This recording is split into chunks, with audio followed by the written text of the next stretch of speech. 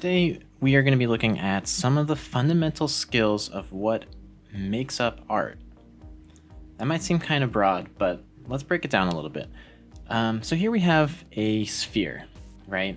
So one of the biggest fundamental skills of learning art is learning how light interacts with objects that are 3D forms, and how do we create the visual appearance of 3D art on a flat surface, right? Paper is flat, yet we can trick people into thinking what we're showing them is 3D by knowing how to manipulate shadow and form on our paper with simple tools. Now, this can be done with color, it can be done with anything that you want, but the best way to learn this fundamental skill is black and white.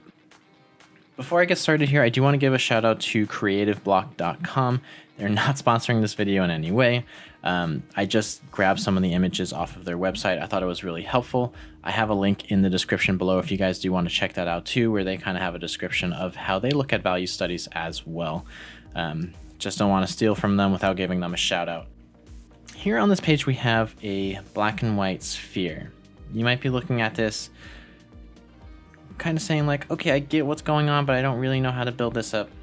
And that's fine. There's a lot that goes into making something look 3D and understanding how shapes kind of perform in 3D, that we kind of have to take a step back and look. So we're going to get here by the end of this video, but before we get here, let's go back to the first step that I think will be the most important. So what you see right here, this is called a value scale. Now, value scales are really important because they tell us the relationship between different values. You can obviously tell that this is much lighter than this over here, right? And while that might seem like a basic concept, sometimes we do get confused when we're drawing something like a sphere or any kind of an object, and we tend to kind of forget. We go from here all the way to over here or something like that, and we forget about this whole range in here and how all of these kind of ranges of grays or progressively darker colors, if we're talking about colors later on, help to make up a much stronger shadow shape and 3D form. So work with me on this one. What we're going to do is we're going to build a value scale together. You can do this really small in your sketchbook if you want. Whatever you want to do is fine. I'm just going to make a nice long rectangle shape here. And essentially what I'm going to do is break this down into halves. Okay, this might be a silly way to do this, but what I'm going to do is half this rectangle and then half all my halves, and then you're just going to add on one more box at the end to get you 9 boxes. So you guys should have what makes up 9 boxes here. I'll explain why 9 boxes in a second, but first what we want to do is we want to look for our white or paper color, if you're working on white paper, and our darkest dark, which is black. Okay, so our number 1 and our number 9. So what we're going to do is we're going to go down to our chart and we're going to color those in. If you're working like me on toned piece of paper, make sure that you have a white pencil. And that's the reason I'm doing tone too, just so we can actually see the example of white. This doesn't have to be pretty, guys. Just go ahead and color it in. Just try to fill in the box the best you can. So we're just going from number 9 and over to number 1 right now. So white and black. Okay, now that we have number 9 and number 1 filled in, the reason we went with 9 boxes is because it gives us the number 5 as our middle tone. So if you guys can see here, number 5 is going to be as in between black and white as you can make it. So this is going to be as middle of a road of a gray as you guys can make it.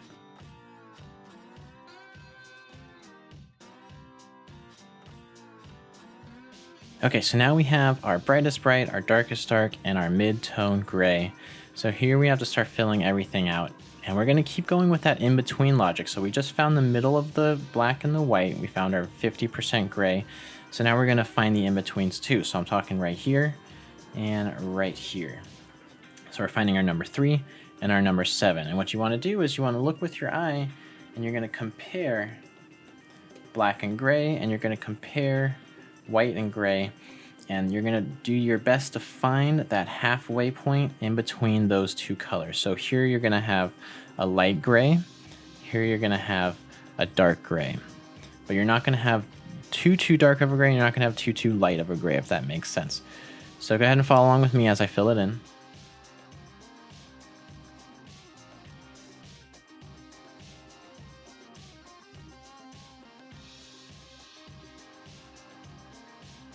All right, and as you guys can guess from here, now we're just gonna fill in those blank spots. And so you're just gonna keep trusting your eye on this one. You're just gonna keep comparing this from this from this, and then you're gonna fill that in-between stage in here. So tips for my people that are working with dry media, it's always best to start with the lighter color and then slowly, gradually layer on that lighter color. For those working with the wet media, just go ahead and mix the paint that you should already have on your palette. So now you just completed your first value scale, possibly, right? So hopefully you guys can see, if I put this sphere back up on the screen, how this relates, right? So we have all of these colors working together in here. We have our lightest, that's going darker, darker, darker to our darkest shadow in here going down. And so it's a contrast of all of these tones and values working together, which is what's creating this 3D form. So now that we have an idea of value scale, let's talk about contrast. So contrast can be the relation between two differing values. It can be two different colors.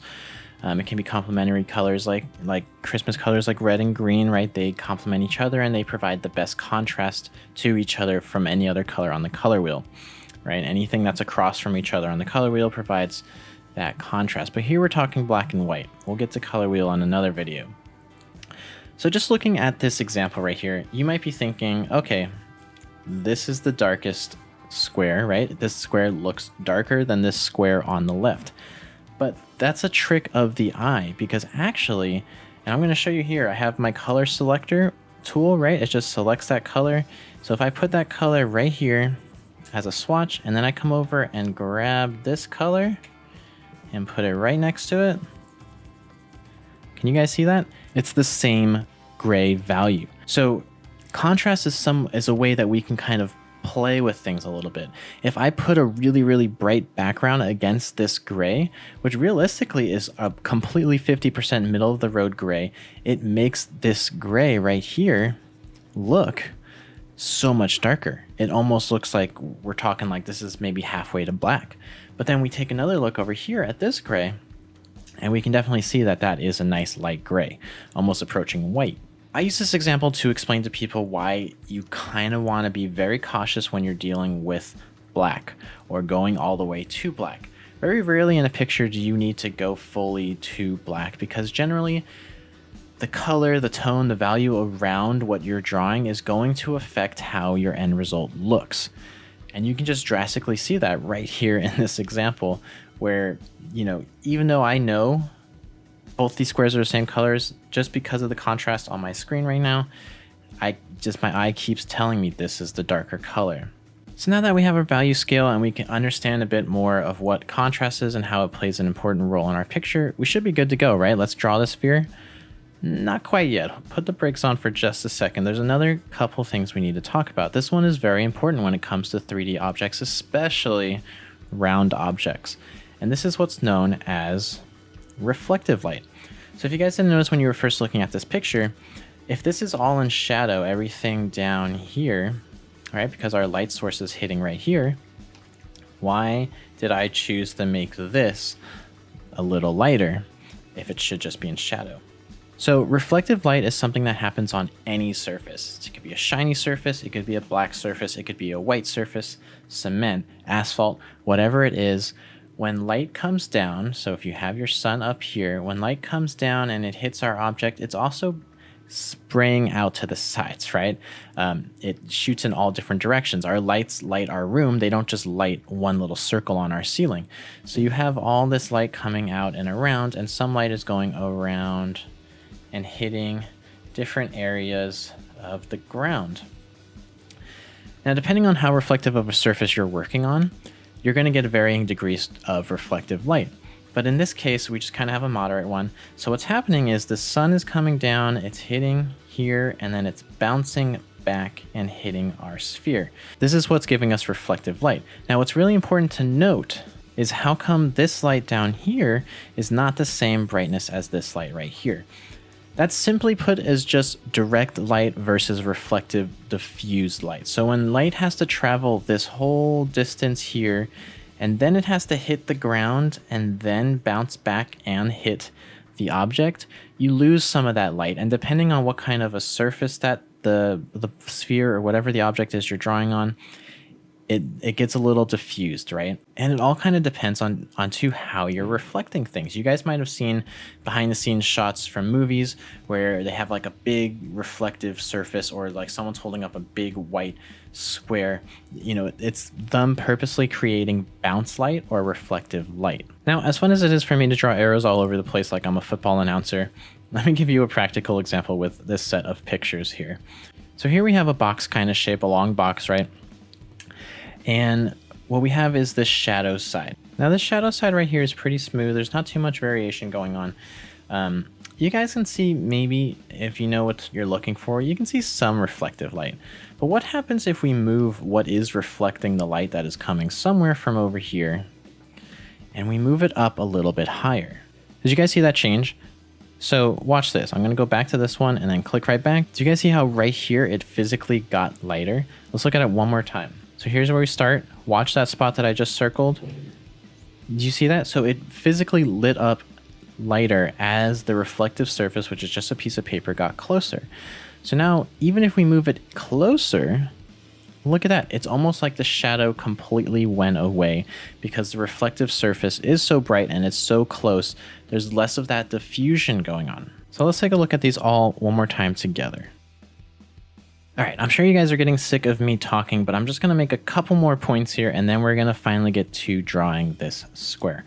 What I wanna show here is it's a good way to think about what you're seeing when you're drawing squares. It's easy to break it down into this way. So you can see we have the light family, which is referring to everything from this rim to here, and then all of this that is in the light within our ground plane.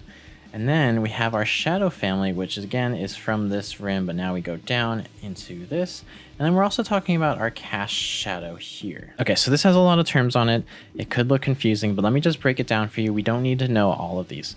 The most important ones that we need to know, I'm going to start with what we always start with, and that's halftones. You've probably heard me say halftones before in some of the figure drawing videos if you've been watching those, but a halftone is essentially just the tone that is the actual ball. So this ball or sphere, it might be colored, and this is a black and white picture, but for our purposes, this sphere is this color. It is the halftone color. So that's why I always suggest that if you're working in anything, paint, charcoal, graphite, completely cover your surface with the halftone of your object. It's going to give you the best jumping off point. You're not starting from white. It's always easier to add white to a neutral surface. So to me, halftones is going to be the most important thing that you can get out of this. And I'm going to show you how I create the circle when we get to it. Now, next we have the highlight. So the highlight is pretty self-explanatory. It's right here. It's where the light source is directly hitting the furthest point out of our ball. That's where the light is going to be the brightest. It doesn't always have to be a stark white highlight like that. But in this case, because we are thinking about a single light source, which is important in studying light and shape and values, you're going to get a pretty harsh highlight. Form light is also pretty important because if I create a nice little kind of shape right here, what this is essentially showing is that this is where the light is most hitting the ball, not as hard as the highlight, but it's where the ball is getting the most light before transitioning into the halftone. So this is where the color or the value is still altered to a lighter color than our neutral color, which is the color of the ball, because the light is giving us some difference in color range and we're noticing that it's lighter. Core shadow. So core shadow is essentially where you're going to see this hard separation. So you guys can see how it transitions pretty smoothly and then all of a sudden it hits this hard dark line. And that dark line carries all the way from over here all the way to over here, even though over here it's a little bit lighter than it is up there. But you can see that there's a hard line. So this is where our shadow shape starts, because the light that we're getting from above is only hitting around here, and this is where the ball starts to change direction, right? It's where it starts to go under. So we get the hardest shadow shape right there, which is known as the core shadow. This is something that generally only exists with really hard single light sources, but it's a really great thing to know, and it's kind of like helps you to understand how shadow shapes start and how to diffuse those shadow shapes as you go down. So form shadow, this is basically, you can just think of this as shadow. This is everything that isn't the core, and it's just in the darkness, right? So this is where you kind of just want to have one of your value scales picked out. It could be like 6, 7, 8 if you're going with a really dark object. But I probably would stick with like 6, 7, maybe 5. And this is going to be your general shadow shape, not black. Remember, this isn't, the dark side of the moon. We do have reflective light and surfaces all around us. Reflected light, we just talked about this, right? So I don't even need to explain it too much, but essentially what we're having is this surface here is bouncing back up and it's giving us a little more light within our sphere. All right, last we're going to look at cast shadow, and I'm going to ignore these two descriptors on the left and right here because we can just kind of figure this out on our own. The cast shadow essentially is just going to form a shape that is coming off of the ball. It's going to look like a flattened circle because that's kind of what we're getting casted off of our object here. Cast shadow just refers to the shadow that is being casted off. What those other words are saying, and what we can just kind of think of as nice and simple in our head, is that right underneath the circle it's going to be the darkest, okay, and then as it gets to the edge it's going to diffuse, and you're going to get a little bit of this hazy edge right here as it kind of diffuses into the surface again. All right, guys, the moment we've been waiting for. We're going to create our sphere and learn a bit about the 3D shapes here. Last recommendation that I'm going to give, because I know we want to jump into it, is I have my reference here that we're going to use, and then I have my value scale here as well. What I'm going to do is I'm going to limit my palette, and what I mean by that is I'm going to choose 4 of these 9 value scales, just so that it's a little bit easier on me. It doesn't mean that I'm stuck to those 4 only, because there's going to be blending and everything in between, but it helps to not complicate things. Sometimes when you have 9 options to look at, it can get complicated. So let's nail this down to about 4 here. So I'm going to color pick here. So I'm looking for my light shape, see where that lands. Looks like it lands somewhere around there. Let's look for our mid-tone. Okay, we're somewhere in that zone. Our darkest dark here is going to be right there, and then about our base color of our shadow is somewhere within there. So you can see we have a nice good range here. So we're going to call this our limited palette of 4 shades of gray here. So we're just going to focus on these 4 shades for now, and then if we want to add final touches like a really bright white highlight or something at the end, we can do that. But let's try to stick with this palette. All right, guys, I was able to leave this in pretty much real time, so you're working along with me here. First things first, we're going to lay down a tone. I need a background to go over. We're not starting from white here. If we start from white, we're not going to have that contrast on our light gray, which is going to make our light gray look brighter and more like a highlight. Next, we're going to create our circle. So here you can just kind of draw it out nice and light. However you need to, just a little bit darker than that background color. What I'm going with here, I color selected my halftone, my number 3 on the value scale up there. This is the color I'm using. What I'm using right now, you guys obviously know I'm working in a digital program, but it's something that's simulating, I would say kind of like a dry media, like pastel in terms of blending. So I guess if you guys are trying to follow along as closely as possible, some sort of pastel or a nice workable charcoal here would be really good for you right here. Okay, so now we're getting into it. So what I want to do is I want to separate my light family from my shadow family. Okay, so here I'm going to go in and just kind of create that line. It doesn't have to be exactly like the picture, guys. I fidgeted with this a lot. I kind of like kept moving where I wanted the shadow to start, and you guys will see that in the process of this picture. But it doesn't need to be exact. You're really just trying to get the idea. Realistically, this is something that you could create without even looking at the reference, right? Just like the intro to this video I did without looking at a reference, and it looked just as believable. So as long as you remember the techniques we talked about, value scale, contrast, reflective light, you should be good to go in terms of creating this on your own.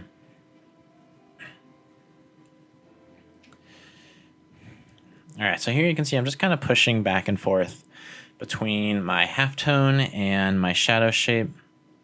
And now I'm going to go in with my next value here. So remember, I'm trying to limit myself to 4, at least till we get to the end here and I want to detail things.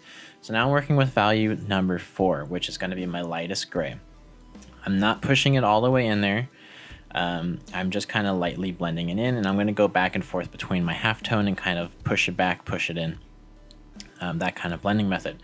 If you guys are working with charcoal or graphite here, this is where you're going to grab your eraser and just remove some. Not all of it. You do still want to have some of that light, but as you guys can see, I do want that part of the light family, you know, where it's getting hit, not the highlight, but around it. We want it to be a little bit lighter than our background here. Halftone can almost be the same value as your background. That's fine, but for this part, this relationship right here, we're looking for something that's definitely showing that we're getting hit by light. Now, if you guys are working with a charcoal or something like that, you can definitely get your transition smoother than I can, but sometimes the blending tools that you have in Photoshop can be a little finicky, so you're going to see that I'm going to have kind of like a grainy look to it, but that's fine too. I kind of like the rough, grainy look, so you know, it works for my personal preference, but if you guys want nice smooth transitions, feel free to work those in. All right, so I'm really just trying to think of my highlighted shape here, and how much of the ball that I'm looking at is nice and lit up on the top there, right? So now I'm going to go in with my 4th value here. So now we've used all our values, and I'm adding the core shadow. Okay. So I'm going to place this all around a little bit at first, and then I'm going to kind of work some of it back. But remember, the core shadow is going to be the darkest part of the shadow on your ball, not including the cast shadow. I'm talking about on the actual sphere itself, and it's going to wrap from one side to the other, but it's going to get a little lighter as it wraps around. It's obviously going to be darker in the dark section and lighter in the lighter, more diffused light section where there's a little more bounce light going on. All right, so I'm just kind of adding this in here, adding a little bit of transitions too. You know, it is a hard light switch, you know, core shadows, but sometimes you do see a little bit of diffused shadow kind of coming off of them there, and it looks a little bit better transition wise if you don't have it just be just the hardest shape ever. Now you guys can see that I kind of muted out my core shadow here a bit, but we're going to come in and push in some of those reflected lights and light tones. So I'm just going to kind of define my circle a little bit more here. I think it felt like it got kind of fuzzy for me. So if you guys have the same problem, feel free to go in there and kind of define it a little bit too. And now I'm just kind of thinking about how that shadow shape wraps around. And here I'm going to go back in and push some of that shadow back a little bit, which means I'm going to make it a little bit lighter. I want my core shadow to be nice and obvious. You can see it on the picture. You can see it in real life. So I do want to make sure I push that up. So there we go. Now we have a nice separation and a nice gradient going between the two. And what I want to make sure too that I'm keeping is my reflective light. Now, really important to remember, it might look like it, but remember our contrast talk, right? The reflective light in there, it kind of looks like the halftone brightness, but it's not. It's a little bit of a darker gray, but because it's right up against that really, really dark, almost black shadow, it looks like a lighter gray. So don't be tricked, right? We know what we're talking about now. We've seen contrast. We've seen how it works. So just make sure that you guys are able to check your colors, that the reflective light, it's lighter than the shadow, but it's not going to be as light as your halftone on that light family. All right, so I'm going in and adding the cast shadow here, and the cast shadow is just a squished circle. It's a squished ball, whatever you want to call it. So just a nice oval shape there, kind of like a football shape.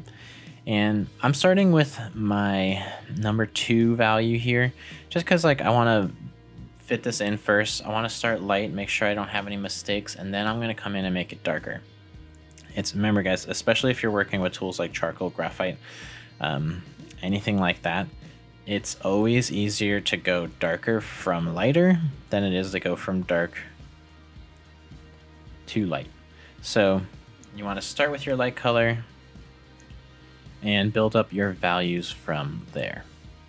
Now, you guys can clearly see that the cast shadow is much darker than any shadow on the sphere itself. So this is where I would say you might want to come in with something close to your black. Okay, let me emphasize that a little more. Close to your black. In my experience, it's just never the greatest thing to go full black.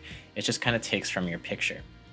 So you can see I'm kind of color selecting here, and I have the ability to kind of try to blend in a little bit of the black, and then I can push it back. If you guys don't have that control, just try to darken as much as you can, but try your best not to go full black. I swear it's going to add so much more volume and contrast to your picture if you don't just default to that black shape, which ends up really flattening things in the long run there. All right, so just kind of working on my cast shadow and making sure that, remember, you have 3 parts to the cast shadow, and here I'm working on the 3rd part, that little diffuse section that kind of slowly fades away. You have right underneath it, which is going to be your darkest dark, and then it goes into a middle kind of dark, and then a nice diffused edge on there. With a single light source, you usually have a pretty hard and crisp cast shadow, but it also depends sometimes, with what's reflecting and how the light's bouncing off the ball and stuff like that. You do sometimes get a little diffused light in there. All right, so now I'm just going to come in and kind of crisp up some of my edges. I just kind of want to make the bottom part of that ball a little bit darker, just to kind of, again, go full circle with that shadow shape.